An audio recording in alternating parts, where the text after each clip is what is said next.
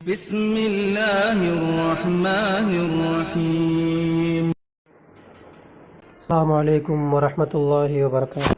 إن الحمد لله نحمده ونستعينه ونستغفره ونؤمن به ونتوكل عليه ونعوذ بالله من شرور أنفسنا ومن سيئات أعمالنا. من يهده الله فلا مضل له ومن يضلله فلا هادي له. ونشهد أن لا إله إلا الله وحده لا شريك له ونشهد أن محمدا عبده ورسوله. يا أيها الناس اتقوا ربكم الذي خلقكم من نفس واحدة وخلق منها زوجها وبث منهما رجالا كثيرا ونساء واتقوا الله الذي تساءلون به والأرحام إن الله كان عليكم رقيبا. يا أيها الذين آمنوا اتقوا الله وقولوا قولا سديدا يصلح لكم أعمالكم ويغفر لكم ذنوبكم ومن يطع الله ورسوله فقد فاز فوزا عظيما. اللهم اشرح لي صدري ويسر لي أمري واحلل عقدة من لساني يفقه قولي. ربي زدني علما ربي زدني علما ربي زدني علما. அளவற்ற அருளாளனும் நிகரே இல்லாத அன்புடையோனுமாகிய எல்லாம் அல்ல அல்லாஹ்வின் திருப்பெயரால் ஆரம்பிக்கிறேன். கண்ணியமிக்க அல்லாஹ்வின் நல்லடியார்களே, என் குடும்பத்தினர்களே, நான் எடுத்துக்கொண்ட தலைப்பு என்னவென்றால் அப்துல்லா இப்னு ஜுபைர் ரலியல்லாஹு அன்ஹு அவர்களின் வாழ்க்கை வரலாறை நாம் பார்க்க இருக்கின்றோம். இந்த அப்துல்லா இப்னு ஜுபைர் ரலியல்லாஹு அன்ஹு அவர்கள், இவர்களின் தந்தை யார் அப்படி என்றால் ஜுபைர் இப்னு அவ்வாம் ரலியல்லாஹு அன்ஹு அவர்கள். ஜுபைர் இப்னு அவ்வாம் ரலியல்லாஹு அன்ஹு அவர்கள் அப்துல்லா இப்னு ஜுபைர் ரலியல்லாஹுடைய தந்தை.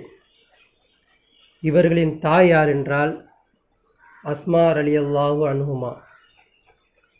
இந்த அஸ்மா ரலியல்லாஹ் இவங்களுடைய தந்தை யார் அப்படின்னா அபூபக்கர் ரலியல்லாஹு அன்ஹு அவர்கள். இந்த ஜுபைர் இப்னு அவ்வாம் ரலியல்லாஹு அன்ஹு அவங்க இருக்கிறாங்க இல்லையா, இவங்க எந்த வம்சாவளியிலேருந்து வராங்க அப்படின்னா ஹத்தீஜா ரலியல்லாஹு அன்ஹுமா இருக்காங்க இல்லையா, அவங்களுடைய சிறிய தகப்பனார் ஆவாங்க இவங்க. யார்? இந்த அப்துல்லா நான் பேச போகிறேன் இல்லையா, இந்த அப்துல்லாவுடைய வாப்பா ஜுபைர். இவங்க யாருடைய ஃபேமிலியிலேருந்து வராங்க? ஹத்தீஜா நாயகியுடைய சிறிய தகப்பனார் வேறு வராங்க. ரசூல் ஸல்லல்லாஹு அலைஹி வஸல்லம் அவங்களுக்கு ரெண்டு வகையில் அவங்க என்ன வராங்க? சொந்தமாக வராங்க. யார்? அப்துல்லாவுடைய வாப்பா ஜுபைர் ரலியல்லாஹ். எப்படி அப்படின்னா அபூபக்கர் ரலியல்லாஹ் அவங்களுக்கு ரெண்டு பொண்ணுங்க, ரெண்டு மகள்கள். அதில் ஒரு மகளை ரசூல் ஸல்லல்லாஹு அலைஹி வஸல்லம் அவங்களுக்கு கட்டி கொடுத்துட்டாங்க. யாரை? ஆயிஷா ரலியல்லாஹு அவங்களுக்கு கட்டி கொடுத்துட்டாங்க. இன்னொரு மகளை யாருக்கு கட்டி கொடுக்குறாங்க அப்படின்னா இந்த அப்துல்லா இப்னு ஜுபைர் இருக்காங்க இல்லையா, இவருடைய வாப்பா ஜுபைர் இப்னு அவ்வாம், இவங்களுக்கு கட்டி கொடுக்குறாங்க. புரியுதுங்களா? ரெண்டு வழிமுறையில் அவங்க வராங்க. ரெண்டு வகையில் அவங்க ரசூல் ஸல்லல்லாஹு அலைஹி வஸல்லம் அவங்களுக்கு சொந்தமாக வராங்க. எந்த வகையில் அப்படின்னா, ஒன்று தான் மனைவியுடைய சித்தப்பா முறையிலையும் இவங்க ஃபேமிலியாக வராங்க. கதீஜா நாயகி இருக்கிறாங்க இல்லையா, அவங்களுடைய சிறிய தகப்பனார் என்ற முறையிலையும் இவங்க ஃபேமிலியாக உள்ளே வராங்க. இன்னொரு வகையில் பார்த்தீங்க அப்படின்னா அபூபக்கர் ரலியல்லாஹுடைய இரண்டு மகளில் ஒரு மகளை இவங்க கட்டியிருக்கிறாங்க. சிறிய தகப்பனார் இருக்கார் இல்லையா கதீஜா நாயகியுடைய, அவங்க அபூபக்கர் ரலியல்லாஹுடைய இன்னொரு மகளை இவங்க கட்டியிருக்கிறாங்க. அப்போது ரெண்டு வழிமுறையில் இந்த ஜுபைர் இப்னு அவ்வாம் ரலியல்லாஹு அன்ஹு அவங்க ரசூல் ஸல்லல்லாஹு அலைஹி வஸல்லம் அவங்களுக்கு என்ன வராங்க? சொந்தமாக வராங்க. இந்த அப்துல்லா இப்னு ஜுபைர் இருக்கிறாங்க இல்லையா, இவருடைய வாப்பா அஷ்ரத்துல் முபஷரா சொல்லுவாங்க. 10 அது சொர்க்கத்திற்கு நிச்சரிக்கப்பட்ட 10 சஹாபாக்களில் இவரும் ஒருவர். எவ்வளோ சிறப்பு இருக்குன்னு பாருங்கள். இந்த குழந்தைக்கு இவ்வளோ சிறப்பு இருக்குது. சரி, இந்த தலைப்பு எடுப்பதற்கு காரணம் என்ன? ஏன் இந்த தலைப்பு? இப்போது காலகட்டத்தில் நடக்கக்கூடிய நிகழ்வுகள் என்ன? இப்போ நம்ம பேசக்கூடிய இந்த தலைப்பு எதற்கு? நம்ம எதை நோக்கி போயிட்டுருக்கோம்? அந்த காலத்தில் இருக்கக்கூடிய சஹாபாக்கள் அவங்கள எதை விளங்கி இருந்தாங்க, அவங்க எதை பால் மக்களை அழைச்சாங்க, எதற்காக வேண்டி தான் உயிரை விட்டாங்க என்பதை இப்போ நடக்க இருக்கக்கூடிய இப்போ நம்ம கையில் வச்சுருக்க இஸ்லாத்தையும் அன்னைக்கு அவங்க வச்சுருந்த இஸ்லாத்தையும் நீங்கள் கம்பேர் பண்ணி பார்த்தீங்க அப்படின்னா எது உண்மை எது அசத்தியன்றது நமக்கு தெளிவாக தெரிஞ்சிடும். இந்த அப்துல்லா இப்னு ஜுபைர் அலி அல்லாஹ்னு அவங்க வந்து இந்த குழந்தை பிறக்கும் பொழுது, பொதுவாக ஒரு குழந்தை பிறக்குது அப்படின்னா யார் யார் சந்தோஷப்படுவாங்க? அம்மா சந்தோஷப்படும், அப்பா சந்தோஷப்படுவாங்க, குடும்பத்தில் இருக்கிறவங்க சந்தோஷப்படுவாங்க. ஆனால் இந்த குழந்தை பிறந்த உடனேயே அந்த ஊரில் இருக்கக்கூடிய எல்லா நபர்களுமே தக்பீர் முழங்குறாங்க. அல்லாஹு அக்பர் அல்லாஹு அக்பர்ன்ற நம்ம களிமா சொல்லுவோம் இல்லையா, எதில் ஈது பெருநாளுக்கு நம்ம தக்பீர் சொல்லிகிட்டு இருப்போம் பார்த்தீங்களா, அல்லாஹு அக்பர்னு ஒரு தக்பீர் சொல்லுவோமே, அந்த தக்பீரை முழங்குறாங்க. அப்படி ஒரு சம்பவத்தில் இந்த அப்துல்லா இப்னு ஜுபைர் அலி அல்லாஹ்னு அவங்க வந்து பிறக்கிறாங்க. அப்படி என்ன காலகட்டம், அப்படி என்ன நடந்தது என்பதை நம்ம இப்போ சம்பவத்துக்குள்ளே போவோம். நபிகள் நாயகம் ஸல்லல்லாஹு அலைஹி வஸல்லம் அவங்க வந்து ஹிஜ்ரத்து செய்கிறாங்க, மக்காலேருந்து கிளம்புறாங்க. அப்போது கிளம்பும் பொழுது நபிகள் நாயகம் ஸல்லல்லாஹு அலைஹி வஸல்லம் அவங்க வந்து அலி ரலியல்லாஹு அவங்கள வந்து உள்ளே தூங்க சொல்கிறாங்க. நீங்கள் உள்ளே தூங்கிடுங்க அப்படின்னு சொல்லிட்டு அவங்கள தூங்க வச்சுட்டு இரவோட இரவாக நபிகள் நாயகம் ஸல்லல்லாஹு அலைஹி வஸல்லம் கிளம்பி போயிடுறாங்க. இந்த பக்கம் அபூஜஹலும் அவன் கூட்டத்தாருங்க என்ன பண்ணுறாங்க, இரவோட இரவாக இவரை கொன்றுடலாம் அப்படின்னு சொல்லிட்டு இவங்க வராங்க. அப்போ அலி ரலியல்லாஹு உள்ளே தூங்கிக்கிட்டு இருக்காங்க. இவங்க கதவு திறக்கிறாங்க. காலையில் ரசூலுல்லாஹ் வெளியே வரலையே, யாரா உள்ளே தூங்கிட்டு இருக்கான்னு சொல்லி உள்ளே போய் கதவு திறந்து போய் எழுப்பி பார்க்குறாங்க. உள்ள அலி ரலியல்லாஹு தூங்கிட்டு இருக்காங்க. இந்த சம்பவத்தை இந்த காட்சியை பார்த்துன்னு அபூஜலுக்கு பயங்கரமான கோபம் வருது. வெளியே வரான். வெளியே வந்த உடனேயே யாரை பார்க்குறாங்க, அஸ்மா ரலியல்லாஹு அவங்க பார்க்குறாங்க. அஸ்மா ரலியல்லாஹு யார்? அபூபக்கர் ரலியல்லாஹுடைய பொண்ணு. அவங்கள பார்க்குறாங்க. எங்கே முகம்மதும் அப்பாவும் எங்கே போயிட்டாங்க, எங்கே அவங்க ரெண்டு பேரும்? அவங்க சொல்கிறாங்க தெரியல அப்படின்றாங்க. இவங்க என்ன பண்ணியிருக்கிறாங்க அப்படின்னா, முந்தின நாள் ரசூல் ஸல்லல்லாஹு அலைஹி வஸல்லம் அவங்களுக்கும் அவங்க அப்பாவுக்கும் என்ன பண்ணுவாங்க, தான் இடுப்பில் வச்சுருந்த அந்த சால்வை என்ன பண்ணுவாங்க, 2 துண்டாக கிழிச்சு ரொட்டியை மடித்து அவங்கள வச்சு சுட்டி கையில் கொடுத்துருப்பாங்க. இவங்களுக்கு தெரியும் இஜ்ரை செஞ்சு போயிட்டாங்க அப்படின்றது. ஆனால் அபூஜஹல் கேட்குறான், எங்கே அவங்க 2 பேர் அப்படின்னு கேட்கும்போது தெரியாதுன்னு சொல்கிறாங்க. அப்போது அபூஜஹலுக்கு கோவம் வருது. ஒரே அடிக்கிறான் கன்னத்தில் இருக்கக்கூடிய அந்த கம்பல் இருக்கு இல்லையா, அது உடஞ்சி விழுந்துருது. அந்த அளவுக்கு கிழிஞ்சி விழுந்துருது. அந்த அளவுக்கு ரத்தம் காதில், அந்த அளவுக்கு அவன் ஒரு அடிக்கிறான் அந்த டைம்லேயே. அப்போ அவங்க என்ன பண்ணுறாங்க, நபிகள் நாயகம் ஸல்லல்லாஹு அலைஹி வஸல்லம் அவங்க வந்து ஹிஜ்ரை செஞ்சு மதீனாவுக்கு போயிடுறாங்க.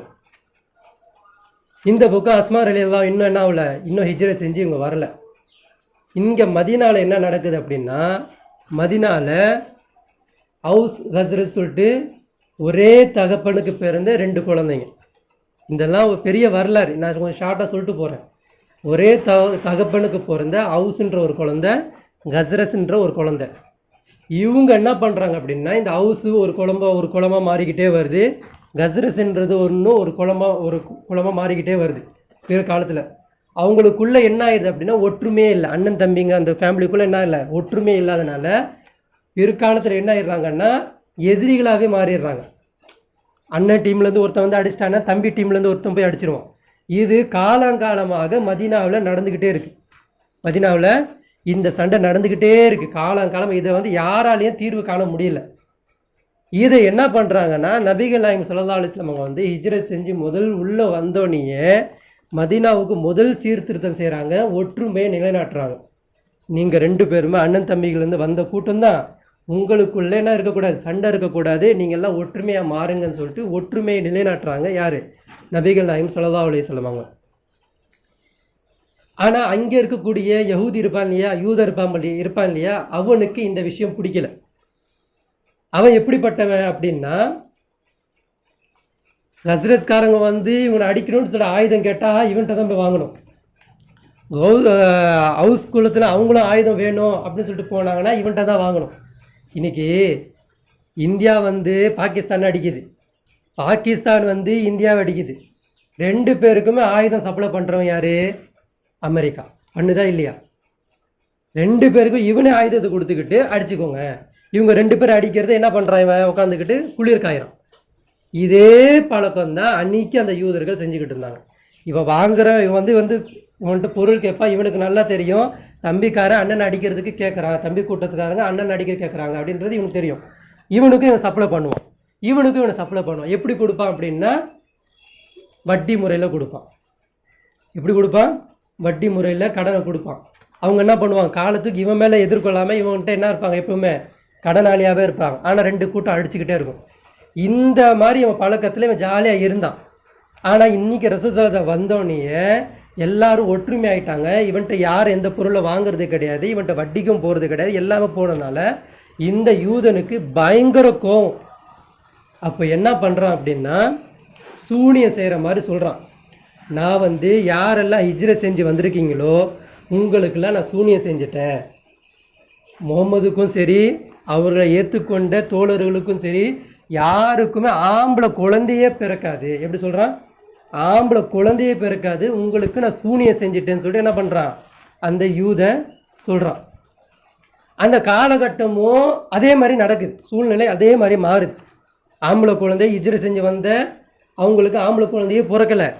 அன்சாரிகளாக இருக்கிறாங்க இல்லையா, ரசூல் ஸல்லல்லாஹு அலைஹி வஸல்லம் ஏற்றுக்கிட்டாங்க பார்த்தீங்களா, அவங்களுக்கும் ஆம்பளை குழந்தையே பிறக்காத ஒரு காலகட்டமாகவே இருக்குது.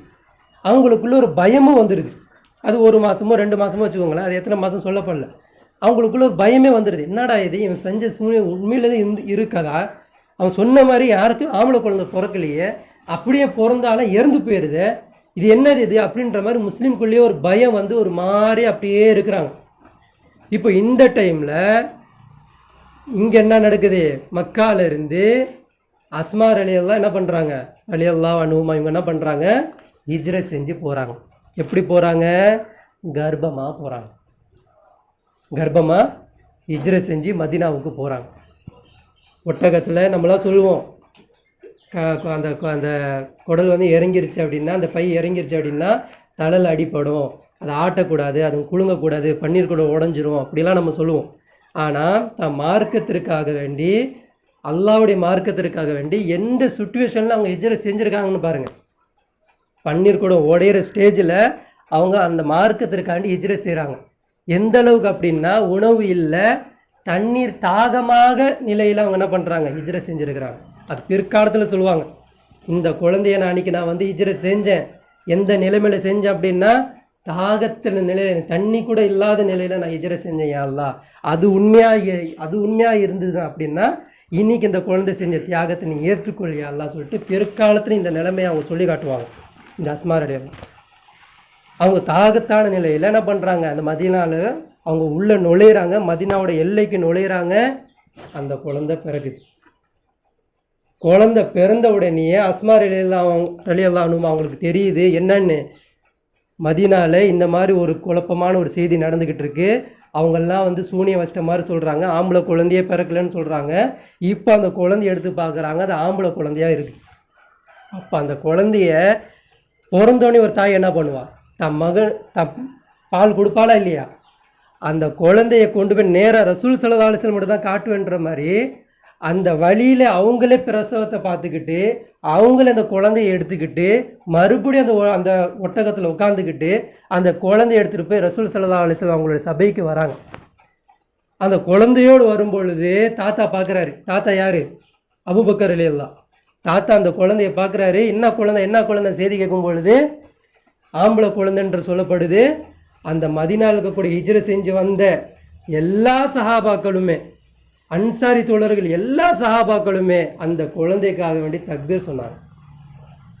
அல்லாஹு அக்பர், அல்லாஹ் மிகப்பெரியவன் சொல்லிட்டு அந்த எல்லா மக்களுமே அந்த இடத்துல தக்பீர் சொன்னாங்க. அப்படிப்பட்ட அந்த ஒரு குழந்தை, அந்த குழந்தைய ரசூல் ஸல்லல்லாஹு அலைஹி வஸல்லம் தண்ணி மடியில் வைக்கிறாங்க. மடியில் வச்சு ஒரு பேரிச்ச பழத்தை எடுத்து தன் வாயில் எடுத்து நல்லா அந்த மெண்டு அந்த உமிழ்ந்த அந்த இதை எடுத்து முதல்ல அந்த குழந்தைக்கு வாயில் வைக்கிறாங்க. யா அல்லாஹ் இந்த குழந்தையை ஏற்றுக்கொள்வாயாக, யா அல்லாஹ் இந்த குழந்தையை பர்க்கச் செய்வாயாக, யா அல்லாஹ் இந்த குழந்தையை உன் மார்க்கத்தின் மீது வைக்க செய்வாய் சொல்லிட்டு ரசூல் ஸல்லல்லாஹு அலைஹி வஸல்லம் அவங்களுடைய நேரடி துவா இருக்கு அவங்களுக்கு. அது போக அவங்க வாப்பா அஷ்ரத்துல் முபஷரா 10 சஹாபாக்கள், சொர்க்கத்திற்கு நிச்சரிக்கப்பட்ட சஹாபாக்கள்ல ஒருத்தர். அவர் தாத்தா யாரு? கலீஃபா அபூபக்கர் ரலியல்லாஹு. அவங்க அம்மா யாரு? அஸ்மா ரலியல்லாஹு. அவங்க சின்னம்மா யாரு? ஆயிஷா ரலியல்லாஹு. இவங்க எல்லாரும் ஒரே குடும்பம், இவங்களுடைய துவாலாம் அந்த குழந்தைக்கு இருக்கு. அப்போ அந்த குழந்தைக்கு என்ன பண்ணுறாங்க, முதல்ல ரசூல் ஸல்லல்லாஹு அலைஹி வஸல்லம் எச்சை தான் அந்த குழந்தைக்கு உணவாக போகுது. அதற்கு பிறகு என்ன நடக்குது அப்படின்னா, அந்த குழந்தைய அஸ்மா ரலியல்லாஹு அவங்க எப்படி வளர்ப்பாங்க அப்படின்னா, 7 வயசு அடையிறதுக்குள்ளேயே அந்த குழந்தைக்கு வாழ்வீச்சு சண்டையை சொல்லி கொடுத்தாங்க. யார் சொல்லி கொடுக்குறா? அவங்க அம்மா சொல்லி கொடுக்குறாங்க. எப்படி வாழை பிடிக்கணும், எப்படி வாழை சுழற்றணும், எந்த வகையில் அடிக்கணும், எப்படி தேர்ச்சி பெற்றவனா நீ மாறணும், எப்படி ஒரு எதிரி எப்படி பார்க்கணும், எப்படி நிற்கணும், ஒரு எதிரி என்பவன் எப்படி கணிக்கணும் என்பதை எல்லாம் போருக்கு தேவையான அனைத்து வகையான அந்த சட்டங்களையும் அந்த வழிமுறைகளையும் அந்த குழந்தைக்கு சொல்லித்தராங்க. அந்த குழந்தை பயிற்சி எடுக்குது. அந்த குழந்தைக்கு 8 வயசு ஆகும் பொழுது அந்த குழந்தைய பற்றி மற்ற சஹாபாக்கள் சொல்கிறாங்க, இவர் 8 வயசில் ஒரே மூச்சில் 70 வாழை உடைக்கக்கூடிய அளவுக்கு இவருக்கு பயிற்சி பெற்றவராக இருந்தார். 70 பேர் இவருக்கு சண்டை போட்டாங்கன்னா 70 பேருடைய வாழை உடைக்கிற மாதிரி சண்டை போடுவார் இவர். 8 வயசில் இந்த மாதிரி என்னது பயிற்சி பெற்றவராக இருக்கிறாரு. யாருக்கிட்ட பயிற்சி எடுக்கிறாரு? ஒரு பக்கம் அஸ்மா ரலியல்லாஹு பயிற்சி எடுக்கிறாரு, இன்னொரு பக்கம் அவங்க வாப்பா ஜுபைர் இப்னு அவ்வாம் ரலியல்லாஹு அன்ஹு அவங்களுக்கிட்டே என்ன பண்ணுறாரு, இவர் பயிற்சி எடுக்கிறார். இவர் வாப்பாவும் சாதாரணப்பட்டவர் அல்ல. இவர் வாப்பா எல்லாருமே ஒரு எதிரி முன்னாடி வரானா எதிரிகிட்ட நின்று சண்டை போடுவாங்க. இவர் வாப்பா எதிரிகிட்ட சண்டை போட்டுட்டு எதிரி கூட்டத்துக்குள்ளேயே போயிடுவார். எதிரி கூட்டத்துக்குள்ளே நின்றுக்கிட்டு 10 பேருக்குள்ளே உள்ளே சொல்லிட்டு அடிச்சுட்டு அங்கே இருக்கிற உள்ளே போய் அடித்து காலி பண்ணிவிட்டு வெளியே இப்படி நிற்பார். அந்த மாதிரி வீரமிக்கவர் இவருடைய வாப்பா. அப்போ எந்த அளவுக்கு இவர் பயிற்சி எடுத்திருப்பார். அந்த மாதிரி இந்த குழந்தை என்ன ஆகுது அப்படின்னா வளருது, நல்ல முறையில் வளருது. இந்த குழந்தைக்கும் ஹிஜ்ரிக்கும் ரெண்டுக்குமே ஒரே வயசு. இந்த குழந்தை எப்போ வந்துச்சு? ரசூல் ஸல்லல்லாஹு அலைஹி வஸல்லம் ஹிஜ்ரி செஞ்ச காலகட்டத்திலே அதே வந்துச்சு. அதே மாதிரி ஹிஜ்ரி 1 அப்படின்னா அப்துல்லா இப்னு ஜுபைர் ரலியல்லாஹுக்கு என்ன வயசு? ஹிஜ்ரி 1, இவருக்கு 1 வயசுன்னு அர்த்தம். ஹிஜ்ரி 10 அப்படின்னா இவருக்கு என்ன வயசு? இவருக்கு 10 வயசுன்னு அர்த்தம். ஹிஜ்ரி 64 அப்படின்னா இவருக்கு என்ன வயசு? 64 வயசுன்னு அர்த்தம். இவருக்கு ஹிஜ்ரியோடு இவர் சேர்ந்து வருவார். சரிங்களா? அப்போ ரசூல் ஸல்லல்லாஹு அலைஹி வஸல்லம் அவங்களுடைய 10 வருஷ காலம் முடியுது. 10 வருஷ காலம் ரசூல் ஸல்லல்லாஹு அலைஹி வஸல்லம் காலம் முடியுது. அதற்கு பிறகு யார் வராங்க? அபூபக்கர் ரலியல்லாஹு அன்ஹு அவங்க வராங்க. அவங்க 2 வருஷம் ஆட்சி செய்கிறாங்க. அதற்கு பிறகு யார் வராங்க? உமர் ரலியல்லாஹு வராங்க. இவங்க எத்தனை வருஷம் செய்கிறாங்க? ஒரு 12 வருஷம் செய்கிறாங்க. அதுக்கப்புறம் யார் வராங்க? உஸ்மான் ரலியல்லாஹு வராங்க. உஸ்மான் ரலியல்லாஹு அன்ஹு அவங்க வரும்பொழுது இவருக்கு என்ன வயசு? 24 வயசு. ரசூல் ஸல்லல்லாஹு அலைஹி வஸல்லமோட 10, அபூபக்கர் ரலியல்லாஹுவோட 2, உமர் ரலியல்லாஹுவோட 12, மொத்தம் எவ்வளோ ஆச்சு? 24 ஆயிடுச்சு. இவருக்கு வயசு என்ன? 12 ஆச்சு. 24 வயசு. சரிங்களா? 24 வயசில் இவர் எப்படிப்பட்டவராக மாறுறாருன்னா ஒரு இளைஞராகவும் இராணுவ தளபதியாகவும் ஆளுநராக மாறுறார். அந்த அளவுக்கு ஒரு போர் வீரராக இவர் மாறுறார். மூத்த சஹாபாக்கள்லாம் கொஞ்சம் வயசானவர் இருக்கும்போது இவர் இளம் வயசில் இருக்கிறார். ஆனால் எப்படிப்பட்டவர் இவர்? சின்ன வயசுலேருந்து பத்ரு போர், உஹுது போர், ஹந்தக் போர், ஹைபர் போர், எல்லா போருமே தன் வாப்பா கூட கலந்துக்கிட்டவர். கூட இருப்பார். அம்மாவை அந்த அந்த அந்த லேடிஸ் சபை இருக்கும் இல்லையா, அந்த கூட இருப்பார். எல்லாத்தையும் நேரடியாக பார்த்தவர். அப்பா எப்படி போயிட்டு வருவார், அப்பா எப்படி சண்டை போடுவார் என்பதையெல்லாம் இவர் பார்த்தவர். அப்போது உஸ்மான் ரலியல்லாஹு காலத்தில் என்ன ஆகுது அப்படின்னா, இன்னும் ஷார்ட்டாக போகிறேன். உஸ்மான் ரலியல்லாஹு என்ன பண்ணுறாங்க? ஒரு நாள் என்ன பண்ணுறாங்க? உஸ்மான் ரலியல்லாஹுவை கொலை செஞ்சிடுறாங்க.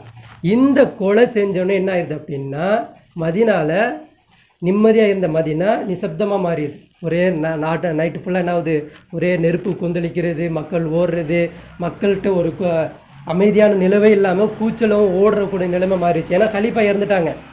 அவங்கவுங்க கத்தியை தூக்கிட்டு ஓடுறாங்க, அடிக்கிறாங்க, யாரை பழி வாங்க முடியுமோ அந்த மாதிரி அடிச்சுக்கிட்டு ஒரு குழப்பமான நிலைமை மாறிக்கிட்டு இருக்கு.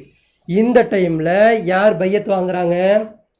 அலி ரலியல்லாஹு அன்ஹு அவங்க என்ன பண்ணுறாங்க? பையத் வாங்குறாங்க. என்ன பையத்து? ஹலீஃபான்ற பையத்தை அவங்களுக்கு செய்யப்படுது. யார் மூலியமா? அஷ்ரத்துல் முபஷரால மீதி இருக்கிறாங்க இல்லையா, அவங்க மூலியமா இவங்களுக்கு பையத் செய்யப்படுது. இவரும் பையத் வாங்குறாங்க. அலி ரலியல்லாஹு பையத் வாங்கிக்கிறாங்க. வாங்கிட்டு இப்போ என்ன சொல்கிறாங்க அப்படின்னா, அந்த ஷாமில் ஆட்சி செய்யக்கூடிய முஆவியா ரலியல்லாஹு அவங்கள என்ன பண்ணுறாங்க? பணி நியமனம் செய்ய சொல்கிறாங்க. நீங்கள் இறங்குங்க, நாங்கள் புது கலீஃபாவை போட்டுக்கிட்டு புது ஆளுநரை போட்டுக்கிட்டு நாங்கள் நடத்திக்கிறோம், முதல்ல நீங்கள் அந்த சபையிலேருந்து இறங்குங்க அப்படின்றாங்க. இவர் என்ன பண்ணுறாரு?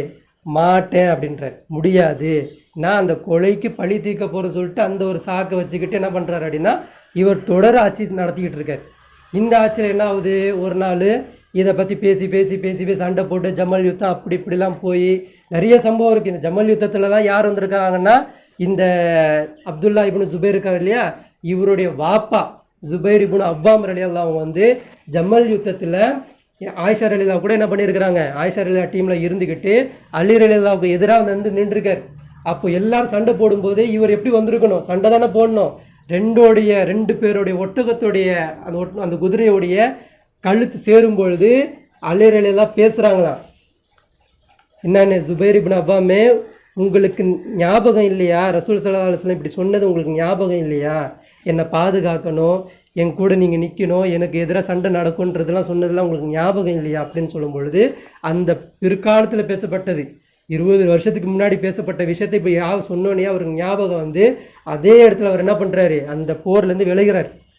அப்போது அந்த ஜுபைர் இப்னு அவ்வாம் அவங்களுடைய பசங்களாம் கேட்குறாங்க, என்ன வாப்பா தோல்வி ஒத்துக்கிட்டீங்களா, கோழி ஆகிட்டீங்களா அப்படி சொல்லும்போது, இல்லை மகனே இது சத்தியம், அலி ரலியல்லாஹு சொன்னது சத்தியம், அவர் பக்கம் தான் நீதி இருக்குது, ரசூல் ஸல்லல்லாஹு முன்னாடியே சொல்லிட்டு போயிட்டாங்க, நான் வாபஸ் வாங்குறேன்னு சொல்லிட்டு பின்வாங்கினாங்க.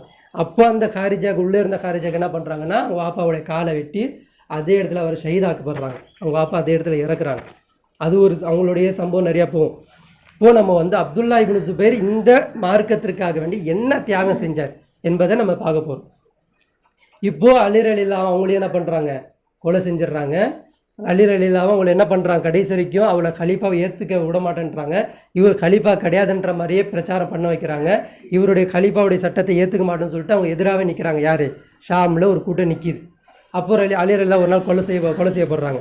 இதற்கு பிறகு யார் வராங்க அப்படின்னா ஹசன் ரலியல்லாஹு வராங்க.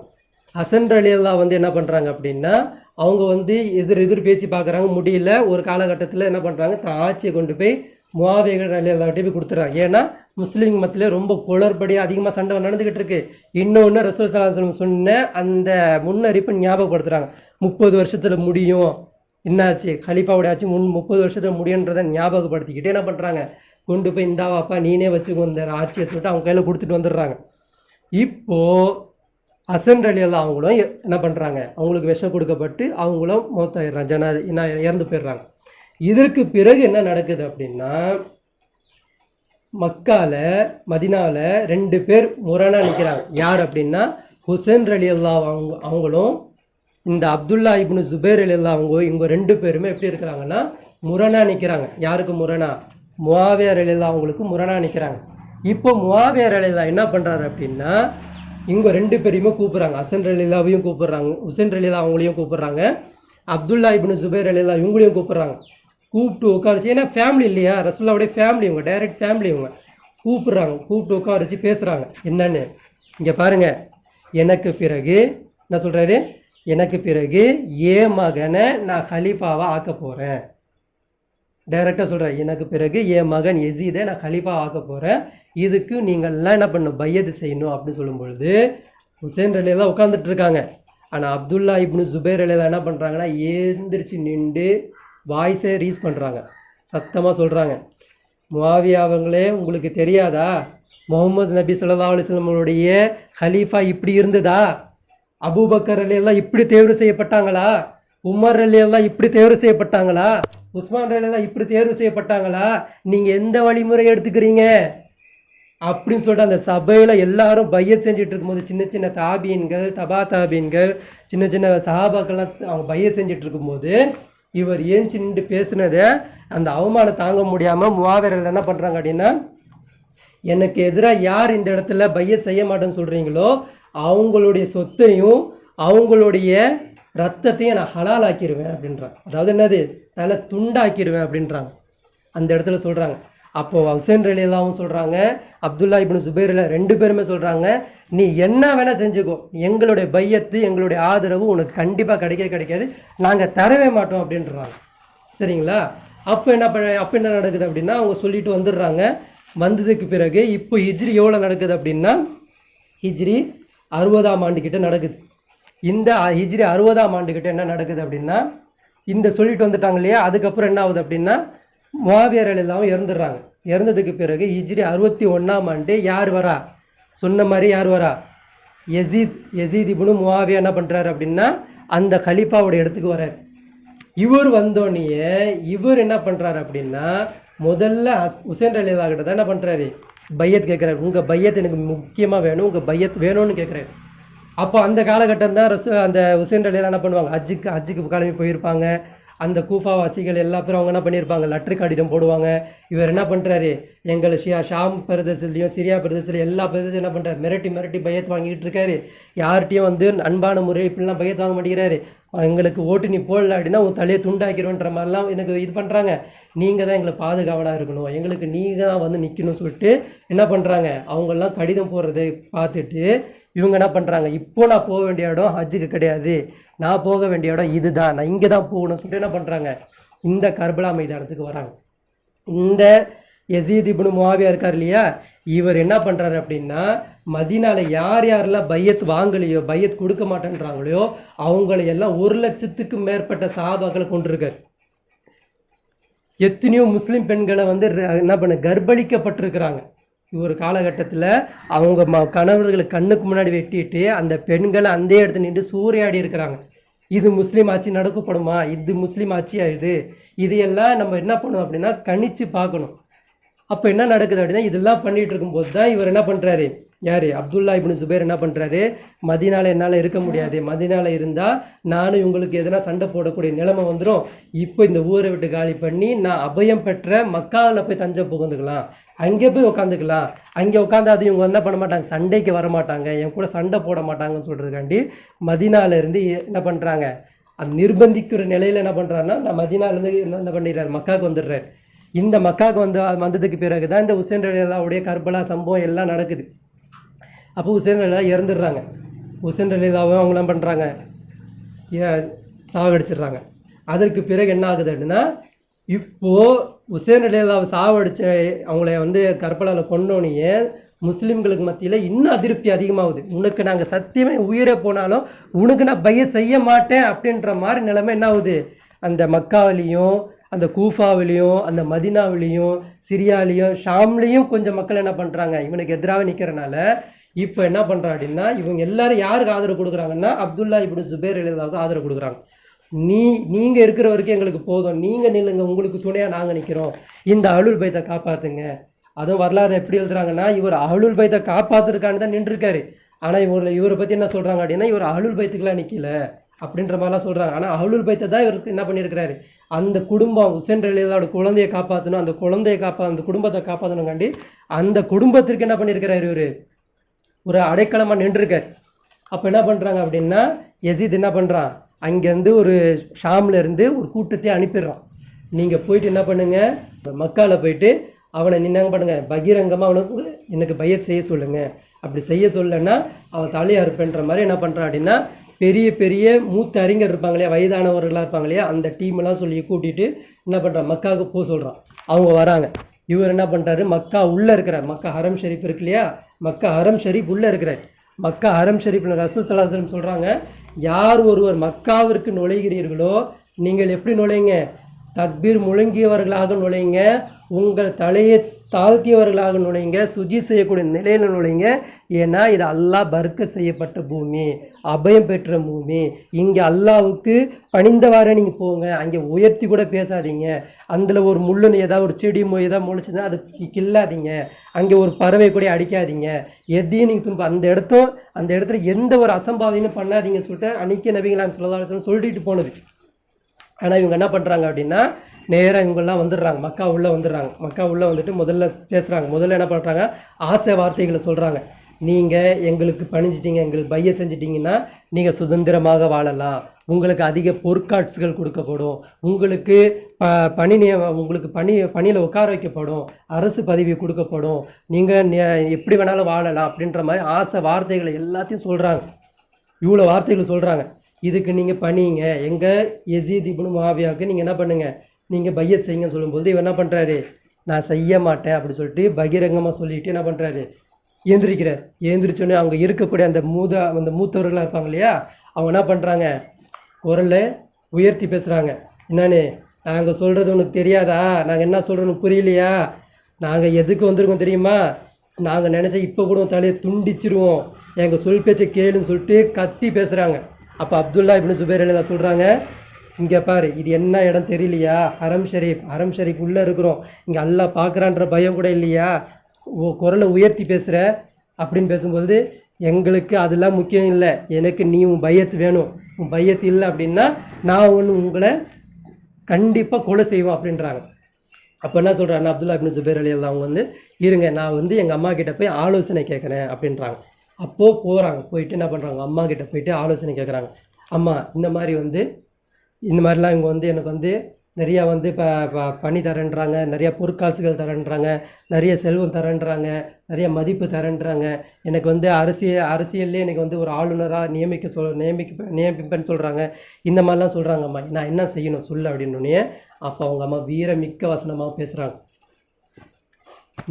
என்ன அப்துல்லா இப்னு சுபைர், உங்களுக்கு நீங்கள் பருவம் வயதாக வந்துருச்சு, உங்களுக்கு நல்லது எது கெட்டதுன்னு உங்களுக்கு தெரியாதா, உங்கள் வாப்பா யாருன்னு தெரியாதா, உங்கள் வாப்பா யார், அஷ்ரத்துல் முபஷரா, உங்கள் தாத்தா யார், ஹலீஃபா, இவங்கெல்லாம் எந்த மார்க்கத்தில் இருந்தாங்க, மனிதரை நிர்பந்திக்கக்கூடிய மார்க்கத்தில் இருந்தாங்களா, இல்லை மனிதர்களுக்காக அல்லாஹ்வுடைய கலீஃபாவை மாதிரி உட்காந்துருந்தாங்களா, எப்படி இருந்தாங்க உங்களுக்கு தெரியாதா, இவங்க உங்கள் கூட நின்று இத்தனை வருஷமாக நின்று சண்டை போட்டாங்களே, எத்தனை சஹாபாக்கள் உயிர் விட்டாங்களே, அதெல்லாம் எந்த ஒரு நோக்கத்திற்காண்டி உயிர் விட்டாங்க, ஏன் அப்படின்னா நீங்களும் அஹ்லுல் பைத்தை காப்பாற்றுவீங்க, நீங்களும் இந்த கலீஃபா ஏற்படுத்திடுவீங்க அப்படின்றதுக்காக இருந்தால் அவங்க கூட நின்றுந்தாங்க. இன்றைக்கி நீங்கள் அந்த மாதிரிலாம் பேசுனீங்க அப்படின்னா அந்த இறந்து போனவர்களுக்கெல்லாம் நீங்கள் மாறு செய்கிற மாதிரி இல்லையா, ஏன் இப்படிலாம் இருக்கிறீங்க, துணிச்சலோடு போங்க, என்னைக்கு இருந்தாலும் ஒரு நாள் உங்களுக்கு மவுத்து வரதான் செய்யும், ஆனால் அந்த மவுத்துக்கு பயப்படாதீங்க, நீங்கள் போயிட்டு என்ன பண்ணுங்கள், தைரியமாக சொல்லுங்கள் அப்படின்னு சொல்லிட்டு சொன்னோன்னே இவர் என்ன பண்ணுறாரு, மறுபடியும் வந்துட்டு சொல்கிறார், நான் வந்து உங்களுக்கு எக்காலத்திலே கட்டுப்பட மாட்டேன், எனக்கு என் அல்லாவும் ரசூல் ஸல்லல்லாஹு அலைஹி வஸல்லம் காட்டி தந்த வழிமுறையை தான் நான் பின்பற்றுவேன், இந்த அடக்குமுறை ஆட்சியாளர்களுக்கு என் பையத்து இருக்கவே இருக்காதுன்றது பகிரங்கமாக சொன்னோன்னே அப்போ அந்த கடிதம் வந்தவங்க என்ன பண்ணுறாங்க, கடிதம் எழுதுகிறாங்க, யாருக்கு, ஷாமுக்கு யஸீத் இப்னு முஆவியாவுக்கு கடிதம் எழுதுகிறாங்க. இந்த பாருங்கள், இவர் வந்து எக்காலத்தில் ஏற்றுக்க மாட்டேன்றாரு, இவரை நீங்கள் என்ன பண்ணணும் சொல்லுங்கள் அப்படின்னோடனே அப்போ அந்த யஸீத் என்ன பண்ணுறான் அப்படின்னா குரான் எடுத்துக்கிட்டு குரானில் ஒரு வசனத்தை இவனுக்கு சாதகமாக அந்த வசனத்தை என்ன பண்ணுறான், வளைச்சி பேசுகிறான். அல்லாஹ் சொல்லுவான், காபாவிற்குள் வரம்பு மீறி நடப்பவர்களை அல்லாஹ் சபிக்கிறான். அப்போ அல்லாவே சபிக்கும் அதாவது காபாவில் வரம்பு மீறி உள்ள ஒருத்தன் போயிட்டான், அப்போ அல்லாவே சபிக்கும் போது நம்ம ஏன் அடிக்கக்கூடாது, அப்போ நம்ம அடிக்கலாம் அவரை, ஏன்னா கலீஃபாவுக்கு மீறி அவன் என்ன பண்ணுறான், முரண்டு நிற்கிறான், அப்போ அவனை அடிக்கிறது கூடும் அப்படின்னு சொல்லிட்டு குரான் வசனத்தை காமிச்சு அந்த குடும்பத்தை என்ன பண்ணுறாரு, அடிக்கிறதுக்காண்டி கடிதம் எழுதி விட்டுறாரு. அப்போ என்ன பண்ணுறாங்க அப்படின்னா இவர் காபாக்குள்ளே இருக்கிறார், யார், அப்துல்லா இப்னு சுபைர் ரலியல்லாஹு வந்து போருக்கு போகக்கூடாது அப்படின்ற ஒரு நிலையில் காபா உள்ளே இருக்கிறார், வெளியே வரமாட்டேன்றார். அப்போ இவங்க என்ன பண்ணுறாங்கன்னா அந்த மிஞ்சிக்கின்ற ஒரு ஆயுதம் இருக்கும் இல்லையா, அவங்க என்ன பண்ணுறாங்க, அந்த மக்கா அந்த மலைக்கு மேலே என்ன பண்ணுறாங்க, மிஞ்சிக்கின்ற ஆயுதத்தை எடுத்துக்கிட்டு அந்த எல்லாமே சுற்றி உட்காந்து வச்சுட்டு என்ன பண்ணுறாங்கன்னா அந்த கல்லை வந்து என்ன பண்ணுவாங்க, இழுத்து விட்டாங்கன்னா உள்ளே போய் விழும், அந்த மாதிரி. அதாவது பீரங்கி வர்றதுக்கு முன்னாடி, பீரங்கிக்கு தாயின்னு சொல்லுவாங்க இந்த மிஞ்சிக்க, பீரங்கி வருவதுக்கு முன்னாடி இந்த ஆயுதத்தை தான் என்ன பண்ணியிருக்கிறாங்க, அந்த காலத்தில் யூஸ் பண்ணியிருக்கிறாங்க. அப்போ என்ன பண்ணுறாங்க, பெரிய பெரிய பாறாங்கல்லாம் எடுத்து வச்சுக்கிட்டு எதில் அடிக்கிறாங்க, முதல்ல வரலாற்றிலே காஃபிர்கள் கூட துணியாத ஒரு செயலை ஒரு முஸ்லீம் இன்னொரு முஸ்லீம் அடிக்கிறதுக்கு எதுக்குள்ளே அடிக்கிறாங்க, காபாக்குள்ளே அடிக்கிறாங்க.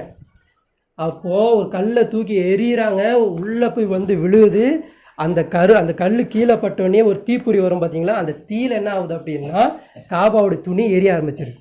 அப்போ காபாவே எரியுது, கப கப கப கப கபகன்னு காபா எரிஞ்சோடனே அப்துல்லா இப்னு சுபைர் ரலியல்லாஹு அவங்களுக்கு ஒன்றுமே புரியல, அல்லாஹ்வுடைய காலில் அந்த இதிலே மண்ணிலே விழுந்துடுறாங்க. யா அல்லாஹ், நான் வெளியே போயிருக்கக்கூடாதா, நான் உள்ளே இருக்கிறனால தான் இப்படி ஆயிடுச்சு, என்னை மன்னிச்சிரு யா அல்லாஹ். ஏன்னா அபாபில் ஃபீல், யார் ஒருத்தன் வந்தான் இல்லையா, யானை படை எடுத்துகிட்டு வந்தானே, அல்லாஹ் என்ன பண்ணான், அப்போ இங்கே மாதிரி நடந்தோடனே இவர் சஜிதாவில் விழுந்து அல்லாஹ்கிட்ட மன்னிப்பு கேட்குறேன், யா அல்லாஹ் என்னை மன்னிச்சிரு யா அல்லாஹ், நான் வெளியே போயிருக்கணும், இந்த மாதிரி உள்ளே இருந்துட்டேன், என்னை மன்னிச்சிரு யா அல்லாஹ்னு சொல்லிட்டு அல்லாஹ்கிட்ட சுஜூதில் விழுவுறாங்க. அந்த பக்கம் யஸீதுடைய அந்த கூட்டம் வந்துச்சு இல்லையா, மலைக்கு மேலே நிற்கிது, அவங்களுக்கும் பயம் வந்துடுது, காபா எரிஞ்ச உடனே அவங்களுக்கும் பயம் வந்துடுது, அல்லாஹ்வுடைய அஸாப் எங்கே வந்துருமோன்றனால என்ன பண்ணுறாங்க, அவங்களும் சுஜூதில் விழுந்துடுறாங்க, அவங்களும் மன்னிப்பு கேட்குறாங்க. மன்னிப்பு கேட்டு அந்த இடத்துல என்ன ஆகுது, அந்த சம்பவத்தில் ஒரு பெண்மணியுடைய ஜனாசா வருது. பெண்மணி ஜனாசா வந்தோடனே அப்துல்லா இப்னு சுபைர் ரலியல்லாஹு என்ன பண்ணுறாங்கன்னா அந்த பெண்மணி ஜனாசாவை கூட்டிகிட்டு என்ன பண்ணுறாங்க, இதுக்கு ஜனாசா தொழுகை வச்சியாவது அல்லாஹ்கிட்ட மன்னிப்பு கேட்க மாட்டேனான்னு சொல்லிட்டு என்ன பண்ணுறாங்க, ரெண்டு கூட்டத்தார்களும் என்ன பண்ணுறாங்க, எதிர்ப்படைக்கு வந்த அவங்களும் இவங்களும் எல்லாரும் சேர்ந்து நின்றுக்கிட்டு அந்த ஜனாதா தொழு வச்சு அல்லாஹ் கிட்ட மன்றாடி மன்னிப்பு கேட்குறாங்க. யா அல்லாஹ் எங்களை மன்னிச்சிரு, எங்களை அறியாமல் செஞ்சுட்டோம், தவறு செஞ்சுட்டோம், யா அல்லாஹ் மன்னிச்சிரு யா அல்லாஹ்னு சொல்லிட்டு 2 கூட்டமும் தவறு கேட்குது, மன்னிப்பு கேட்குது. இப்போ இந்த கூட்டம் மன்னிப்பு கேட்குது. இந்த இடத்துல அங்கே என்ன நடக்குது அப்படின்னா, ஷாமில் யசீது இறந்துட்டார். அந்த யசீத் இறந்த அந்த லெட்டர் என்னாவது கொஞ்ச நாள் கழிச்சு உங்களுக்கு வந்து சேருது. அப்போ அவங்க அந்த கடிதத்தை எடுத்து படித்து பார்க்குறாங்க, யசீத் வந்து இறந்து விட்டார் அப்படின்னு சொல்லிட்டு கடிதத்தை பார்த்தோன்னே இந்த டீம் என்ன பண்ணுதுன்னா மறுபடியும் போயிடுது. இப்போது இந்த யசீத் என்ன பண்ணுறா அப்படின்னா தான் மகனுக்கு பையத்து கொடுக்குறாரு, அவருடைய மகனுக்கு பையத்து கொடுக்குறார். அவர் பேர் என்னது? முஆவியா இப்னு யசீத். அதாவது முஆவியா இருக்கார் இல்லையா, அவர் வந்து தான் மகனுக்கு யசீதுக்கு என்ன பண்ணார்? பையத்தை கொடுத்தாரு. யசீத் வந்து தான் மகனுக்கு அதே பேரை, பாப்பாவோட பேரே தன் மகனுக்கு வச்சார். அவர் பேர் என்னது? முஆவியா இப்னு யசீத் அவர் பேர். அவருக்கு என்ன பண்ணுறாரு? பையத்தை கொடுத்துட்டு அவர் இறந்துடுறாரு. இவருக்கு என்ன வயசு அப்படின்னா 19 வயசு. அந்த ஆட்சியாளருக்கு உட்கார்றாரு இல்லையா, கலிஃபா உட்கார்றாரு, இவருக்கு 19 வயசு. இவர் என்ன பண்ணுறாரு அப்படின்னா ரொம்ப உடல்நிலை குறைவாக இருக்கிறார். இவருக்கு வந்து ரொம்ப உடல் சுகம் சரியில்லை, ரொம்ப நோய்வாய்ப்பட்டவராகவே இருக்கிறார். இவர் வந்து உட்கார்ந்தோடனே இவர் என்ன சொல்கிறார் அப்படின்னா மக்களை பார்த்து சொல்கிறார், 3 அறிக்கை கொடுக்குறாரு. என் கண்ணுக்கு முன்னாடி யாராவது நல்லவர்கள், அதாவது அபூபக்கர் ரலியல்லாஹு அன்ஹு, உமர் ரலியல்லாஹு அன்ஹு மாதிரி யாராவது எனக்கு கண்ணுக்கு முன்னாடி தெரிஞ்சிருந்தாங்க அப்படின்னா நான் இப்போவே என் பதவியை அவங்களுக்கு கொடுத்துருப்பேன். அவங்களுக்கு கொடுத்துருவேன். ஆனால் என் கண்ணுக்கு தெரிஞ்ச வரைக்கும் யாரும் இந்த காலகட்டத்தில் நல்லவர்களாக எனக்கு தெரியல, அதனால நான் இதை நான் செய்யலை. உங்களுக்கு இடையில் நான் என்ன பண்ணுறேன்? மஷூராவாக கொடுக்குறேன். எப்படி உமர் ரலியல்லாஹு தேர்வு செய்யப்பட்டாங்களோ, எப்படி உஸ்மான் ரலியல்லாஹு தேர்வு செய்யப்பட்டாங்களோ, அந்த மாதிரி மஷூரா அடிப்படையில் உங்கள்கிட்ட கொடுத்துட்றேன். மக்களே நீங்கள் ஓட்டு போட்டு ஒரு நல்லவரை ஏற்படுத்தி உட்கார வைங்க. இதுக்கப்புறம் ஏன் தாத்தா செஞ்சது, ஏன் அப்பா செஞ்ச தவிர இனி இந்த பூமியில் நடக்கக்கூடாது. மன்னருக்கு மகன்ற ஒரு அடிப்படை இஸ்லாத்தில் கிடையாது. இதை நான் தகர்த்து எடுக்கிறேன் அப்படின்னு சொல்லிட்டு 19 வயசில் அந்த குழந்தை அந்த இடத்துல பேசுது. இந்த இடத்துல என்ன ஆயிடுது அப்படின்னா, இங்கே யசீத் இறந்த உடனே அப்துல்லா இப்னு ஜுபைர் ரலியல்லாஹு அன்ஹு வந்து ஆதரவு அதிகமாக பெருகுது. ஏன்னா யாரும் இல்லை, அப்போது நீங்கள் தான் அடுத்த ஹலீஃபான்ற மாதிரி அப்துல்லா இப்னு ஜுபைர் ரலியல்லாஹுக்கு ஆதரவு அதிகமாக பெருகுது. ரொம்ப வட்டாரம் என்னது, ஷாம்லேயும் வந்துடுறாங்க, சிரியாலையும் வந்துடுறாங்க, கூஃபாலையும் வந்துடுறாங்க, மதினாலையும் வந்துடுறாங்க, மக்காலையும் வந்துடுறாங்க. இவருக்கு வந்து ஆட்கள் படைபலம் என்பது அதிகமாகிடுறாங்க. பையத் செய்கிறாங்க, இவர்கிட்ட நேரடியாக பையத் செய்கிறாங்க. நாங்கள் வரோம். இந்த டைமில் என்ன பண்ணுறான் அப்படின்னா மருவான் எங்கே இருக்கிறாப்புல? மதினாவில் இருக்கிறாப்புல. ரொம்ப ஷார்ட்டாக சொல்கிறேன், மதினாவில் மருவான் இருக்கிறாப்புல. மருவான் என்ன பண்ணுறாரு? இந்த நியூஸை கேட்டுக்கிட்டு இங்கேருந்து என்ன பண்ணுறாரு? நேராக ஷாமுக்கு போகிறாரு. ஷாமுக்கு போயிட்டு அந்த குழந்தை அந்த பேசிட்டு உள்ளே போச்சு இல்லையா, எனக்கு ரொம்ப நோயாக இருக்குது, இதுக்கப்புறம் உங்களுக்கு மஷூரா நான் கொடுத்துட்றேன், நீங்களே தேர்வு செஞ்சுக்கோங்க சொல்லிட்டு உள்ளே போய் படுக்குது இல்லையா. அல்ல என்ன பண்ணுறான்? அந்த குழந்தைய அவங்கள 19 வயசுலேயே அவங்க என்ன பண்ணுறாங்க? ரிட்டர்ன் வெளியே வரும்போது ஜனாசாவாக தான் அவங்க வராங்க. அதுக்கப்புறம் அவங்க உயிரோடு இல்லாமல் அவங்க இறந்துடுறாங்க. அதுக்கப்புறம் இந்த மருவான் போய்ட்டு என்ன பண்ணுறாப்புலன்னா அந்த ஆட்சியை அவர் கையில் எடுத்துக்கிறார். அவர் எடுத்துக்கிட்டு அவரும் அதே அட்டூழி அதே மாதிரி பண்ணிக்கிட்டு இருக்கிறார். யார்கிட்ட? அப்துல்லா இப்னு ஜுபைர் ரலியல்லாஹு அவர் என்ன பண்ணுறாரு? அதே பையத்தை கேட்கறதுக்காண்டி போகிறாரு. அவரும் ஒரு நாள் என்ன ஆயிடுறாரு? மருவானும் என்ன ஆயிடுறாரு? ஒரு முறை இறந்து போயிடுறாரு. அப்போ அவருடைய பையன் அப்துல் மலிக் இப்னு மர்வான், அவர் பையன் பேர் என்னது? அப்துல் மலிக் இப்னு மர்வான். அவர்கிட்ட அந்த ஆட்சியை கொடுத்தோடனே இவர் அட்டூழியம்னா அப்படி ஒரு அட்டூழியம், பயங்கரமான அட்டூழியம். இவர்கிட்ட அந்த ஆட்சி வந்துடுது. இவர் என்ன பண்ணி இந்த காலகட்டம் எவ்வளோ தூரத்து போயிருதுன்னா 4 வருஷம் கிட்ட போயிடுது. 4 வருஷத்துக்கிட்ட இவருக்கு எப்படி ஆயிடுதுன்னா செல்வாக்குலையும், அதாவது வந்து படைபலத்துலேயும் ஆதரவுலையும் பையத்துலேயும் எல்லாத்துக்குமே அப்துல்லா இப்னு ஜுபைர் ரலியல்லாஹு வந்து ரொம்ப தேர்ச்சி பெற்றா ஆயிடுறாங்க. இன்னொரு குடும்பம், ரசூல் ஸல்லல்லாஹு அலைஹி வஸல்லம் ஃபேமிலி குடும்பம், அந்த குடும்பத்தை பார்த்துட்டு என்ன பண்ணுறாங்க அப்படின்னா இவங்களுக்கு ஆதரவு அதிகமாக போயிட்டுருக்கு. இப்போது இந்த அப்துல் மலிக் இப்னு மர்வான் இவன் என்ன பண்ணுறான் அப்படின்னா மக்காவில் ஆளுநராக யார் அனுப்புகிறான் அப்படின்னா ஹஜ்ஜாஜ் இப்னு யூசுப் அனுப்புகிறான். மக்காவில் ஆல்ரெடி இவர் இருக்கார், யார்? அப்துல்லா இப்னு ஜுபைர் ரலியல்லாஹு இருக்கிறாங்க. இருந்தும் அந்த ஆட்சி செல்லாது, என் ஆட்சி தான் அங்கேயும் நடக்கணும்னு சொல்லிட்டு ஹஜ்ஜாஜ் இப்னு யூசுஃபை என்ன பண்ணுறாரு? ஆளுநராக மக்காவுக்கு இவர் என்ன பண்ணுறாரு? யார்? அப்துல் மலிக் இப்னு மர்வான். அவன் என்ன பண்ணுறான்? ஷாம்லேருந்து ஒரு டீமை அனுப்புகிறான். இவர் வந்து என்ன பண்ணுறாரு? மக்காவில் வந்து உட்காந்து சுற்றி பார்க்கும் பொழுது என்ன நடக்குது? ஃபுல்லாக ஆதரவு யாருக்கு இருக்குன்னா அப்துல்லா இப்னு ஜுபைர் ரலியல்லாஹுக்கு இருக்குது. இவர் பேச்சு யாருங்க கேட்குறதில்ல. நான் தான் ஆளுநர்னு சொன்னாலும் இவர் பேச்சு கேட்காம எல்லாம் அவருக்கே ஆதரவு போயிட்டு இருக்குது. அவங்கள மதிக்கிறது, அவங்கள கூட உட்கார்றது, அவங்க சபையில் கலந்துக்கிறது, அவங்க ஜும்மாவில் கலந்துக்கிறது, இப்படியே மக்கள் இருக்கிறாங்க. அப்போ இவர் லெட்டர் எழுதுறாரு. யாருக்கு? அப்துல் மலிக் இப்னு மர்வானுக்கு லெட்டர் எழுதுறாரு. இந்த மாதிரி அப்துல் மலிக் மன்னரே, இந்த மாதிரி அப்துல்லா இப்னு ஜுபைர் இருக்கும் காலமெல்லாம் உனக்கு எந்த ஒரு புரட்சி ஏற்படாது. நீ இப்போ எந்த காலகட்டத்தில் நீ மேலே வர முடியாது, உன் ஆட்சி செல்லாது. இவரை நீ முதல்ல தகர்த்தெடுத்தாதான், இவரை நீ கொன்னாதான் மொத்த அந்த அரபு தேசம் சொல்கிற பார்த்தியா, மொத்தமாகவே உனக்கு பையத் செய்யும். இவர் இருக்கிற வரைக்கும் அது நடக்கவே நடக்கான்னு சொல்லிட்டு லெட்டர் எழுதி அனுப்புகிறார். அப்போது யார் என்ன பண்ணுறான்? அந்த அப்துல் மலிக் இப்னு மர்வான் என்ன பண்ணுறான் அப்படின்னா, லிட்டரில் என்னது ரீப்ளை கடிதம் எழுதுகிறான். என்னன்னு, உங்களுக்கு எல்லா சுதந்திரம் கொடுத்துட்டேன், நீங்கள் என்ன வேணாலும் செய்யலாம் அப்படின்றான். என்ன சொல்கிறான்? நீங்கள் என்ன வேணாலும் செய்யலாம், அவரை கொள்றதுனா கொண்டுங்க, என்ன வேணாலும் நீங்கள் செய்யலாம், பண்ணிக்கோங்க அப்படின்றான். அப்போ என்ன ஆகுது அப்படின்னா, மறுபடியும் அதே பேச்சு. எப்படி 4 வருஷத்துக்கு முன்னாடி யசீத் எப்படி நின்று பேசினானோ, எப்படி ஒரு ஆளை அனுப்பி பேசினானோ, அதே பேச்சு மறுபடியும் தொடருது. மறுபடியும் ஆஃபர் கொடுக்குறாங்க. நீ வந்தனா உனக்கு இவ்வளோ நாங்கள் தருவோம், இந்த இடத்துல உட்கார வைப்போம், இவ்வளோ சன்மானம் தருவோம், இவ்வளோ பதவிகளை தருவோம், இவ்வளோ இடத்த தருவோம், நிரப்பளப்பை இவ்வளோ தருவோம், நீ எவ்வளோ தூரத்துக்கு ஆட்சி செஞ்சுக்கலாம், எப்படி வேணாலும் இருந்துக்கலாம் அப்படின்ற மாதிரிலாம் அவருக்கு என்ன பண்ணுறாங்க, கொடுக்குறாங்க. அப்போ இவர் என்ன பண்ணுறாரு? அதே பேச்சை மறுபடியும் சொல்கிறாரு. நான் இதுக்கு உடன்பட மாட்டேன், இந்த அட்டூழியமான இந்த ஆட்சிக்கு நான் ஒருபொழுது நான் வரமாட்டேன். எந்த அசன்றலையெல்லாம், எந்த உசன்றலையெல்லாம், எந்த அழியறலையெல்லாம் இந்த மார்க்கத்திற்காண்டி எந்த தீனை காப்பாற்றணும்னு சொல்லிட்டு அவங்க போனாங்களோ, அதே தீனுக்காண்டி தான் என்னுடைய உயிரும் போதுற உங்களுக்கு ஒரு காலமும் என்னுடைய பையத் வராது. அவங்க எப்படி பையத் உங்களுக்கு செய்ய மாட்டேன்னு சொன்னாங்களோ, என் சார்பாகவும் என் பையத் உங்களுக்கு எப்பொழுதுமே வராது அப்படின்னு சொல்லிட்டு பகிரங்கமாக சொன்னோன்னே, அப்போ என்ன பண்ணுறாங்க? மக்கால 2வது முறை மறுபடியும் யுத்தம் நடக்குது.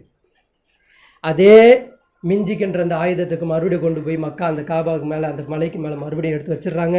மறுபடியும் அதே மாதிரி கல்லு தூக்கி போடுறாங்க. இந்த முறை என்ன ஆகுது? பயங்கரமான சண்டை நடக்குது. அப்துல்லா இப்னு ஜுபைர் ரலியல்லாஹு கூட இருந்த நிறைய சஹாபாக்கள் என்ன ஆகுறாங்க? கொலை செய்யப்படுறாங்க. நிறைய சஹாபாக்கள் இறந்து போகிறாங்க. இவரால் என்ன பண்ண முடியல, தாக்கு பிடிக்க முடியல. என்ன ஆகுது? இரவாகுது. பகல் வந்தோடனே என்ன பண்ணுறாரு? நேராக போய்ட்டு அம்மாட்ட போகிறார். யார் அம்மா? யார்? உஸ்மா ரலியல்லாஹு அன்ஹும். அவங்கள்ட்ட போய் கேட்குறாரு, என் அம்மா, இந்த மாதிரி எனக்கு வந்து இவ்வளோ பொற்காசுகளோ, இவ்வளோ ஆட்சியை நிலப்பரப்பும், இவ்வளோ இடமும், இவ்வளோ சன்மானமும் எனக்கு தரதா சொல்கிறாங்க. நான் என்ன செய்யணும் அம்மா, எனக்கு ஒன்றும் புரியலையா அம்மா அப்படின்னு சொல்லிட்டு அவங்க சொல்கிறாங்க. அப்போ அவங்க அம்மா பேசுகிறாங்க. ஒரு தாய் என்பவள் எப்படி இருக்கணும்? அவங்களுக்கு அந்த டைமில் 100 வயது. இப்போ நான் பேசுகிறது ஹிஜ்ரி 74. யாருக்கு? இந்த அப்துல்லா இப்னு ஜுபைர் ரலியல்லாஹுவுக்கு ஹிஜ்ரி 74 ஆயிடுச்சு. இவருக்கு வயசு 74 வயசு. அவங்க அம்மாவுக்கு வயசு எவ்வளோ? 100 வயது அடைந்தவராக ஆயிட்டாங்க. அவங்களுக்கு கண் பார்வை போயிடுச்சு.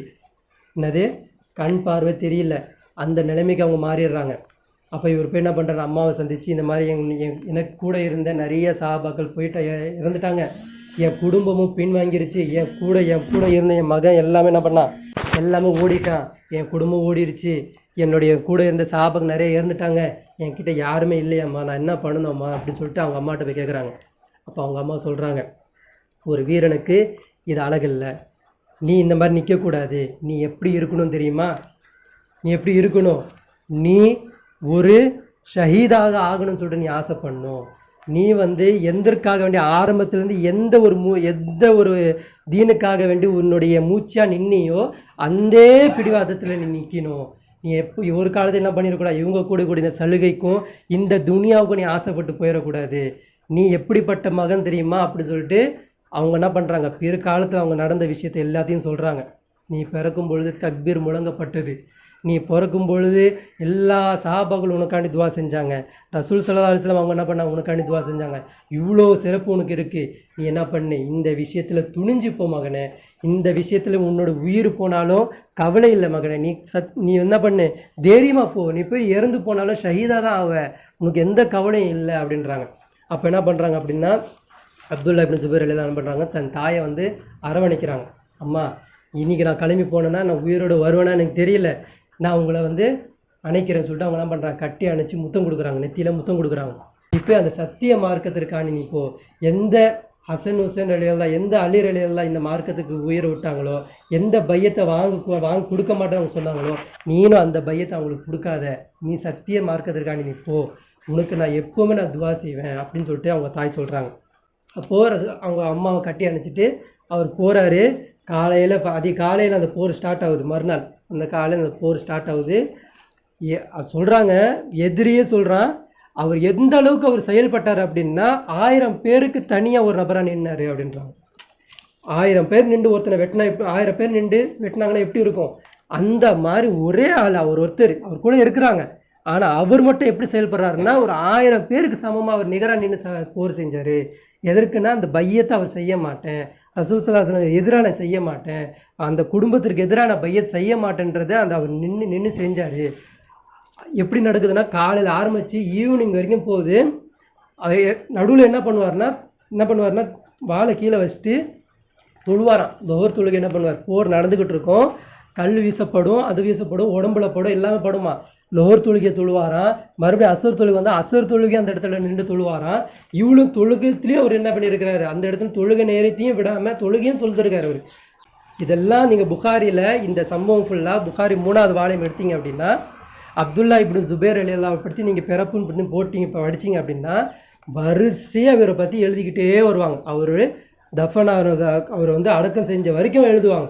அபூ ஹுரைரா ரலியல்லாஹு என்ன பண்ணுவாங்க, புகாரி இமாம் என்ன பண்ணுவாங்கன்னா ஃபுல்லாக எழுதுவார். இவருடைய சம்பவத்தை ஃபுல்லாக எழுதுவார். 3வது வால்யூம் 4வது வால்யூம் 2த்துலேயும் வருது, எடுத்து படித்து பாருங்கள். நான் கொஞ்சம் ஷார்ட்டாக போகிறேன்.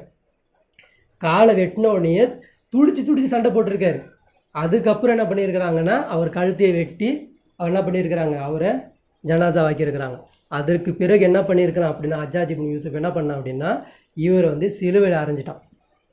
எப்படி உசேன் ரலியல்லாஹு அவங்க பைய செய்ய மாட்டேன்னு சொன்னோன்னே யசீத் என்ன பண்ணாப்புல அவருடைய தலையில் ஈட்டியை குத்திட்டு ஒவ்வொரு ஊருக்கும் போயிட்டு பாரு முகமது நபி ஸல்லல்லாஹு அலைஹி வஸல்லம் பேரனுக்கு இந்த நிலைமைன்னா உங்களுக்கு என்ன நிலைமைன்னு பார்த்துக்கோங்கன்னு சொல்லிட்டு அந்த தலையை ஒவ்வொரு ஊராக கொண்டு போய் காமிக்கப்பட்டதோ அந்த மாதிரி மக்காவில் இவர் என்ன பண்ணுறாங்க, சிலையில் அரைஞ்சி நிற்க வச்சுறாங்க. மரத்தில் 2 மரத்தில் கட்டி வச்சுட்டு முண்டமாக நிற்க வச்சிடறாங்க. இவரை நிற்க வச்சுட்டு சொல்கிறாங்க, பார் எனக்கு எதிராக என்ன சொல்கிறான், என் ஆட்சிக்கு எதிராக இவர் குரல் கொடுத்தனால இவரோட நிலைமை இன்றைக்கி பார்த்தியா எப்படி இருக்குன்னு, ஹலீஃபா நாங்கள் தான், எங்களுக்கு எதிராக ஒருபோது நீங்கள் யாருமே குரல் கொடுக்கக்கூடாது, எங்களுக்கு எதிராக நீங்கள் குரல் கொடுத்தீங்கன்னா அவங்களோட நிலைமை இப்படி தான் இருக்குன்னு சொல்லிட்டு யாரை காமிக்கிறாங்க, அப்துல்லா இப்னு ஜுபைர் அவங்கள காமிக்கிறாங்க.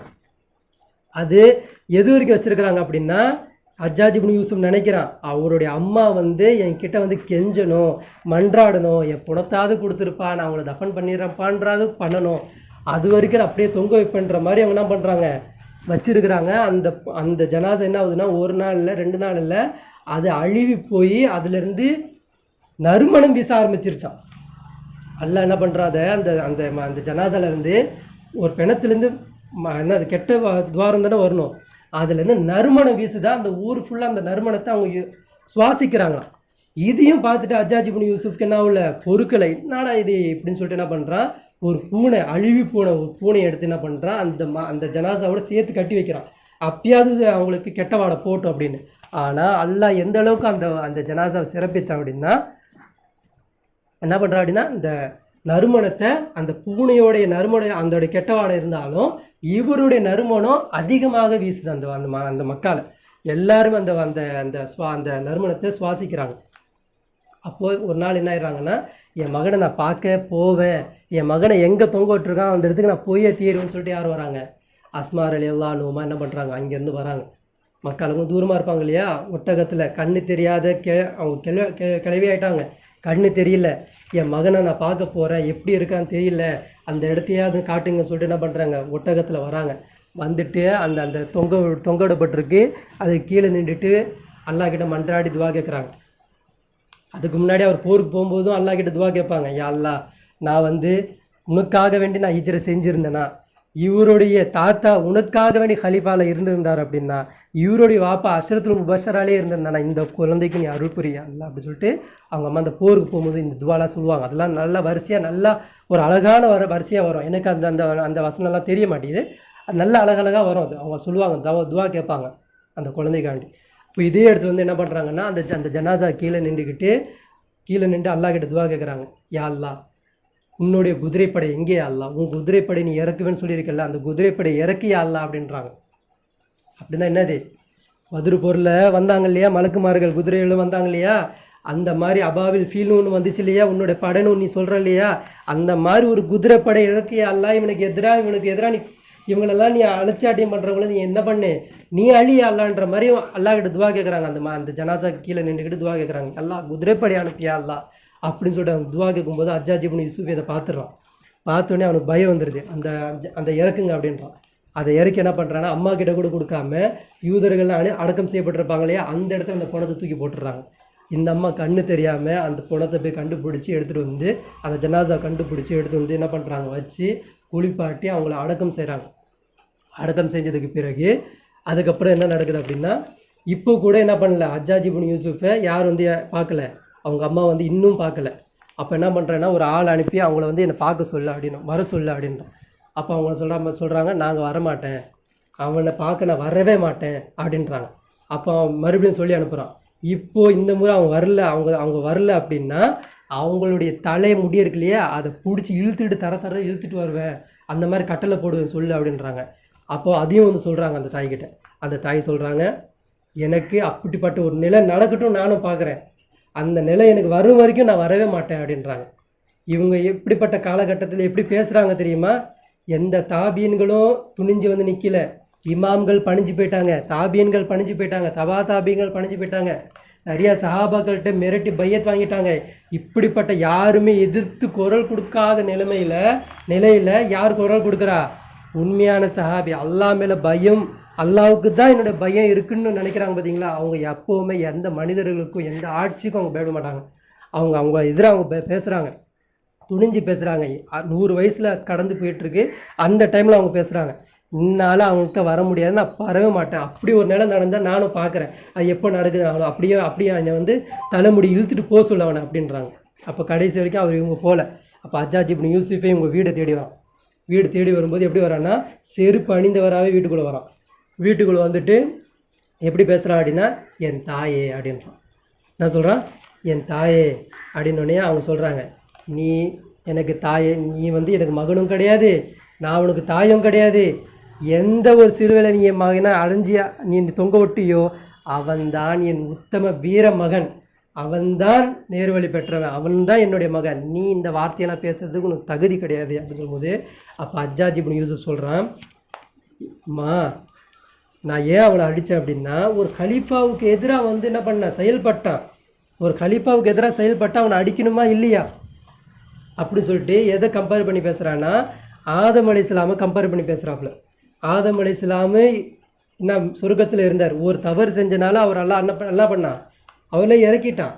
அந்த மாதிரி ஆதம் அலைஹிஸ்ஸலாம் நல்லவர் தான், தவறு செஞ்சனால அவங்க இறக்குன மாதிரி இவர் என்ன பண்ணார், இந்த என்னது அப்துல் மலிக் இப்னு மர்வான் இருக்கா இல்லையா, இவர் இந்த கலீஃபாவுக்கு இவர் எதிராக பேசினதுனால, இவர் கலீஃபாவுக்கு எதிராக செயல்பட்டதுனால இவர் வந்து இந்த டைமில் நான் தவறு செஞ்சார், அதனால தான் அவர் நான் தண்டித்தேன் அப்படின்னோடனே அப்போ அவங்க அம்மா சொல்கிறாங்க, யார் சத்தியம் யார் அசத்தியம் என்பது அல்லாஹ்க்கு தெரியும், யார் சத்தியம் யார் அசத்தியம் என்பது அல்லாஹ்க்கு தெரியும். என் மகனை வந்து நீ என்ன பண்ண, இந்த உலக வாழ்க்கையை நீ எடுத்துக்கிட்ட, உலக வாழ்க்கை வாழக்கூடாதுன்ற மாதிரி நீ எடுத்துட்ட, என் மகன் என்ன பண்ணான் தெரியுமா, உன்னுடைய மறுமை வாழ்க்கையை அவன் பிடிங்கிட்டான். நீ இறந்து போனன்னா எப்படி இறந்து போவன்னு மட்டும் பார், உன்னுடைய வாழ்க்கை நாளைக்கு அங்கே வருவல்ல, உன் மறுமை வாழ்க்கையை அவன் பிடிங்கிட்டான், நீ அங்கே நன்மை செய்ய முடியாது, நீ போ அப்படின்றாங்க. அதுக்கப்புறம் அவன் போகும்போது மறுபடியும் கூப்பிட்டு சொல்கிறாங்க, ரசூல் ஸல்லல்லாஹு அலைஹி வஸல்லம் அவங்களுடைய சொன்னதை நான் காதால் கேட்டிருக்கிறேன், நான் பார்த்துருக்கிறேன், இந்த மாதிரி ஒரு காலகட்டம் வரும், அந்த காலகட்டத்தில் ஒரு பொய்யன் வருவான், ஒரு கொலையாளி வருவான், அந்த பொய்யன் யார் என்பதையும் நான் பார்த்துட்டேன், அந்த பொய்யன் எப்படி வந்து பேசினா என்ன சொன்னா அப்படி என்பதையும் நான் பார்த்துட்டேன், அந்த கொலையாளின்னு சொன்னாங்க பார்த்தியா, அந்த கொலையாளியை நேரடியாக நான் பார்த்துட்டேன், அந்த கொலையாளி யாருன்னா நீ தான், அந்த அப்துல்லா இப்னு ஜுபைர் ரலியல்லாஹு அன்ஹு கொன்னல்ல அந்த கொலையாளி நீ தான் அப்படின்றத அவன்கிட்ட சொல்கிறாங்க. அவனுக்கு மறுப்பு பேச முடியாமல் தலை தொங்கியவாறே மறுபடியும் போயிடுறாங்க. அதற்கு பிறகு இந்த அம்மா என்ன ஆகுறாங்கன்னா, ஒரு 17 நாள் கழித்து இந்த அம்மாவும் என்ன பண்ணுறாங்க, இறந்து போயிடுறாங்க. அல்லாஹ்வுடைய மார்க்கத்திற்காக வேண்டி என்ன பண்ணுறாங்க, தன் மகனை வந்து என்ன பண்ணாங்க, குர்பானி கொடுத்தாங்க. எதற்கு அப்படின்னா, அல்லாவுக்கு எதிராக ஒரு ஆட்சி ஏற்படுத்திடக்கூடாது, மனிதர்களை மிருகமாக உட்கார வச்சிடக்கூடாது. அவங்கள உட்கார வச்சோம் அப்படின்னா இந்த காலகட்டத்தில் இருக்கக்கூடிய மனிதர்கள் என்ன பண்ணுவாங்க, நார்மல் பீப்புள் என்ன பண்ணுவாங்க, இவங்க வந்து அவங்களோட ரத்தத்தை சுரண்டி அவர்களை அடக்குமுறை செஞ்சு அவங்கள வந்து ஒரு ஜப்பாரேனா இவங்க வாழ்வாங்க, அவங்கள வந்து எல்லா காலகட்டத்தையும் கஷ்டப்படுத்துவாங்கன்றது தான் நபிகள் நாயகம் ஸல்லல்லாஹு அலைஹி வஸல்லம் அவங்க ஏற்படுத்திய கலீஃபா. ஆனால் நம்ம என்ன பண்ணுறோம் அப்படின்னா இதுக்கு எல்லாத்துக்குமே முட்டு கொடுத்து நிற்கிறோம். அப்துல்லா இப்னு சுபைர் ரலியல்லாஹு எந்த விஷயத்தை விளங்கியிருந்தாங்க, ஹசன் ஹுசைன் ரலியல்லாஹு செஞ்சது கரெக்டுன்றதை அவங்க விளங்கியிருந்தாங்களா இல்லையா? அப்துல்லா இப்னு சுபைர் ரலியல்லாஹுடைய தாயார் என்ன சொல்கிறாங்க, உங்கள் வாப்பா எந்த வழியில் உன்னை பார்த்தேன், உங்கள் அப்பா எந்த வழியில் பார்த்தேன், உன்னுடைய பரம்பரை வரக்கூடிய ஒவ்வொருத்தரும் எந்த வழியில் பார்த்தோம், அந்த வழியில் தான் நீனும் இருக்கணுன்றதை அவங்க சொன்னாங்க. ஆனால் நம்ம எந்த வழிமுறையில் இருக்கிறோம் அப்படின்னா இந்த உண்மையான இஸ்லாத்தை தூக்கி போட்டுட்டு பொய்யான ஒரு இஸ்லாத்தை நம்ம என்ன பண்ணுறோம், நம்ம வந்து எடுத்து வச்சுருக்கிறோம். பொய்யான இஸ்லாம்னா என்ன சொல்கிறோம் அப்படின்னா தொழுகை கரெக்டாக இருக்குது, நோன்பு கரெக்டாக இருக்குது, ஜக்காத் கரெக்டாக இருக்குது, ஹஜ்ஜு கரெக்டாக இருக்குது, எல்லாமே கரெக்டாக இருக்கும் பொழுது தீன் இல்லை, வணக்க வழிபாடுகள் இருக்குது, தீன் இல்லை. அல்லாஹ்வுடைய தீன் அப்படின்னா அல்லாஹ்வுடைய சட்டத்தை நிலைநாட்டுவது தான் தீன். அந்த தீன் இல்லாமல் வழக்க வழிபாடுகளை நம்ம வச்சுருக்கிறோம். நம்ம ரெண்டு விஷயத்தை நம்ம வந்து எடுத்துக்கணும். நம்ம வந்து தீனை பற்றி பேசிட்டு, தீன் அதாவது அரசியல் செய்யணும், அல்லாஹ்வுடைய ஆட்சி வேணும் அப்படின்ற மாதிரி பேசிட்டு தொழுகை இல்லை, வழக்கை இல்லை, எதுவுமே இல்லைன்னா இதுவும் வேஸ்ட்டு. ஒருவர் தொழுதுகிட்டு நல்லா தொழுகிறாரு, எல்லாம் பண்ணுறாரு, பாய் அதெல்லாம் நம்மக்கிட்ட கடமை இல்லை பாய், அதெல்லாம் அவங்க பார்த்துப்பாங்க பாய், அதெல்லாம் அவங்க செஞ்சுப்பாங்க பாய், நமக்கு அதெல்லாம் கடமை இல்லை பாய், அது சஹாபா காலத்தில் முடிஞ்சிச்சு பாய் அப்படின்னு சொல்லிட்டு பேசுகிறாங்களோ இதுவும் தவறு. எப்படி அப்துல்லா இப்னு சுபைர் ரலியல்லாஹு ரெண்டு விஷயத்துல இருந்தாங்க. அவங்க எப்படி இருந்தாங்க அப்படின்னா அவர் வந்து அவங்க அம்மா சொல்கிறாங்க, இவர் தினமும் தஹஜ்ஜத்தை தினம் தொழக்கூடியவராக நான் பார்த்துருக்கிறேன், அல்லாவுக்கு 5 நின்று தொழக்கூடியவரை நான் பார்த்துருக்கிறேன், ஒரு நாள் அந்த தொழுகையை அவர் விட்டதாகவே நான் பார்த்ததே கிடையாது அப்படின்னு அவங்க அம்மா சொல்கிறாங்க. அவங்க என்ன எப்படி இருந்திருக்கிறாங்கன்னா வணக்கத்திலையும் இருந்திருக்கிறாங்க, செயல்பாட்டிலையும் என்ன பண்ணாங்க, அவங்க தீனை நிலைநாட்ட அவங்க தன்னோட உயிரை துச்சமாக மதித்து போனாங்க. ஆக நம்மளுடைய குழந்தைக்கும் நம்ம என்ன பண்ணணும்னா இது போன்ற வரலாறுகளை சொல்லிக் கொடுக்கணும், இது போன்ற உண்மையான சம்பவங்களை சொல்லிக் கொடுக்கணும். இந்த மாதிரி சம்பவங்களை பேச பேச கேட்க கேட்க நிறைய பார்க்க பார்க்க நமக்கு என்ன ஆகும்னா உண்மையான தீன் எது, பொய்யான தீன் எது என்பது நமக்கு தெளிவாக புரிய வரும். அதே மாதிரி வந்து ஒரு யூதன் சொல்கிறான், ஒரு யூதன் நின்று பேசுகிறான், என்னன்னு யாருக்கு வந்து தன்னுடைய எப்படி பிறக்கப்பட்டா, தன்னுடைய வரலாறு என்ன, எந்த வரலாறுலேருந்து இவன் வந்திருக்கான்றது அவனுடைய ஹிஸ்ட்ரி அவனுக்கு தெரியல அப்படின்னா அவன் வந்து ஒரு பிணத்துக்கு சமம் அப்படின்றான். ஒரு பிணத்துக்கு ஒரு பிணம் எப்படி இருக்கும், அது வேஸ்ட், அதுக்கு எதுக்குமே அது பிணமாக செத்து போயிடுச்சு அது. அப்போ இவன் உயிர் உள்ள பிணம் அப்படின்றான். அப்போ நமக்கு என்ன தெரியல அப்படின்னா நபிகள் நாயகம் ஸல்லல்லாஹு அலைஹி வஸல்லம் பேர் தெரியுது, அவங்க எப்படி எந்த மார்க்கத்தை விட்டு போனாங்க தெரியல, அவங்களோட வரலாறு நமக்கு தெரியல, அவங்களுடைய வரலாறு வந்து பின்தொடர்ந்த அந்த சஹாபாக்களுடைய வரலாறு நமக்கு தெரியல, யாருடைய வரலாறு நமக்கு தெரியல. அப்படியும் கேட்டாலும் அப்படியே ஒரு காதோட்டமாக அப்படி கேட்டுட்டு போயிடுறோம். ஆனால் அடுத்த வாரமோ 2வது வாரமோ அவங்கள பற்றி பேசுங்க அப்படின்னா மறந்து போயிடும். ஏன்னா நம்மளுடைய மனநிலை எப்படி இருக்குன்னா துனியாவிலேயே சூழ்ந்துக்கிட்டு இருக்கிறதுனால இதன்பால் நம்மளுடைய என்ன பண்ண மாட்டேங்கிறோம், நம்மளுடைய கவனத்தை கொடுக்கவே மாட்டேன்றோம். நம்ம காலகட்டத்துக்கு குழந்தைக்கு நம்ம என்ன சொல்லித்தரோம் அப்படின்னா செல்ஃபோனுக்கு என்ன கவர் போடணும், அதை எப்படி வாங்கி வைக்கணும், அதை எப்படி புதுப்பிக்கணும், டிவி எப்படி வாங்கணும், அது எப்படி அதுக்கு என்ன சேனல் போட்டால் வரும், அதுக்கு என்னென்ன வாங்கி போடணும், இந்த போன்ற நம்மளோட டிவியை கவர் பண்ணுறதுக்கும் அந்த வீடு கவர் பண்ணுறதுக்கும் அந்த அந்த உலகத்தை அழியக்கூடிய ஆசாபாசங்களான இந்த வாழ்க்கைக்கு என்ன பண்ணுறோம், அதை அழகு பார்க்கணுன்னு நம்ம ஆசைப்படுறோமே தவிர அல்லாஹ்வுடைய மார்க்கத்திற்காக வேண்டிய எந்த வகையில் நான் வந்து தேர்ச்சி பெற்றனா மாறணும்,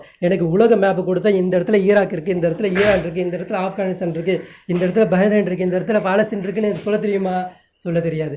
உலக மேப்பில் எப்படிலாம் வரைபடங்கள் இருக்குது, எங்கெங்கே தண்ணீர் நீரோட்டம் இருக்குது, எப்படி மண்வளம் எப்படி இருக்குது, அல்லாஹ்வுடைய ஆட்சி எப்படி இருக்குது என்பது எல்லாம் எந்த ஒரு கல்வியும் நமக்கு தெரியாது. ஒரு சும்மா சொல்கிறேன், ஒரு கரண்ட் நின்றுச்சு, எந்த ஃபோனு எந்த எதுவும் கடிகாரம் பேட்டரி கீட்டரி எதுவுமே வேலை செய்யலை, நம்ம எப்படி ஒரு முட்டாளாக நம்ம இருக்கிறோம் அப்படின்னா ஒரு சூரியனை பார்த்து ஒரு நேரத்தை சொல்லக்கூடிய கூட தெரியாத அளவுக்கு நம்ம முட்டாளாக இருக்கிறோம். ஒரு நிலவை பார்த்து இன்றைக்கி வந்து தேய்பிறை 16 ஆயிடுச்சு, இன்றைக்கி தேய்பிறை 25 ஆகிட்டுருக்கு, இப்போ தான் தேய்பிறை ஸ்டார்ட் ஆகிருக்கு, பிறை ஸ்டார்ட் ஆகிட்டுருக்குன்னு நம்ம சொல்ல தெரியுமா? அந்த அளவுக்கு நமக்கு என்ன பண்ணுறான், முட்டாளான ஒரு நாலேஜை கையில் கொடுத்துக்கிட்டு அது எதுக்குமே யூஸ் இல்லாத ஒரு பொருள் நம்ம கையில் கொடுத்துட்டு இது ஒரு கல்வி நம்ம படிச்சுக்கிட்டு இருக்கோம். அதெல்லாம் இதெல்லாம் எதுவுமே இல்லை. அல்லாஹ்வுடைய உண்மையான தீன பக்கம் வாங்க, தீன பக்கம் பாருங்கள். உண்மையான தீனமா குழந்தைகளுக்கு சொல்லிக் கொடுங்க. பொக்கிஷமான குழந்தைகள் எல்லாம் நமக்கு அம்மாடிதமாக கொடுத்துருக்குறான். அவங்களுக்குலாம் உண்மையான விஷயத்த சொல்லிக் கொடுக்கணும். அவங்க சொல்லிக் கொடுக்காதனால தான் அவங்க என்ன பண்ணுறாங்க, உலகத்தை பார்த்துக்கிட்டு அதன்பால் அவங்க போகிறாங்க.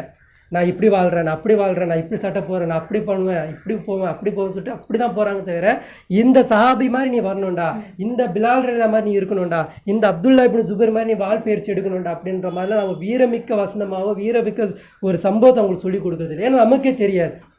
இப்போ நம்ம எப்படி சொல்லிக் கொடுப்போம்? இப்போ நம்ம இஸ்லாத்தை எப்படி தூரமாக இருக்கிறோம். அல்லாஹ் கண்டிப்பாக கேட்பான். உனக்கு நான் கல்வியை கொடுத்தேன், எல்லாத்தையும் கொடுத்தேன், நீ என்ன செஞ்சேன்னு அல்லாஹ் கண்டிப்பாக கேட்பான். அந்த நேரத்தில் இருந்துக்கிட்டு நான் டிவி பார்த்தேன், நேரத்தை இப்போ செலவு செஞ்சு அல்லாஹ்ட்ட சொன்னால் யார் கை சேதப்பட்டவங்க? நம்ம தான். அப்போது அல்லாஹ் நமக்கு நல்ல அறிவு நாலேஜ் கொடுத்துருக்கான். குடும்பத்தில் ஒவ்வொருத்தரும் அல்லாஹ் தேர்வு செஞ்சுக்கிட்டு இருக்கான்.